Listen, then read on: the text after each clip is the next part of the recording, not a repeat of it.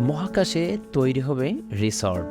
দীর্ঘদিন থেকে মহাকাশ পর্যটন নিয়ে কাজ করছে মার্কিন প্রতিষ্ঠান ভার্জিন গ্যালাকটিক, ব্লু অরিজিন সহ বিভিন্ন প্রতিষ্ঠান।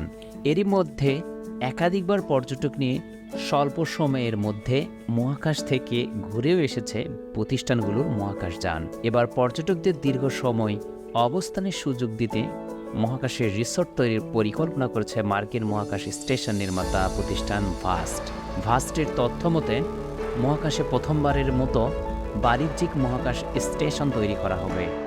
হ্যাভেন 1 নামের এই বাণিজ্যিক মহাকাশ স্টেশন তৈরির কাজ আগামী বছরের মধ্যে শুরু হবে। পৃথিবীর যে কোনো বিলাসবহুল রিসর্টের মতোই হবে সেখানকার পরিবেশ। এর ফলে পর্যটকেরা মহাকাশে অবস্থানের সময় হোটেলের মতো বিভিন্ন সুবিধা পাবেন। হ্যাভেন 1 বাণিজ্যিক মহাকাশ স্টেশনে একসঙ্গে মোট 4 পর্যটক অবস্থান করতে পারবেন।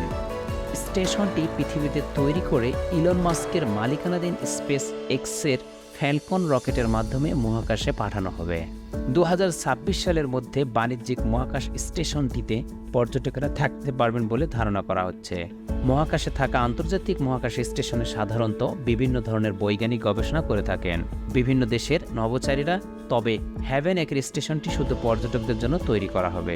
স্টেশনটির রুমে বসে মহাকাশের দৃশ্য দেখার পাশাপাশি চাইলেও পৃথিবীতে ফোন কলও করা যাবে।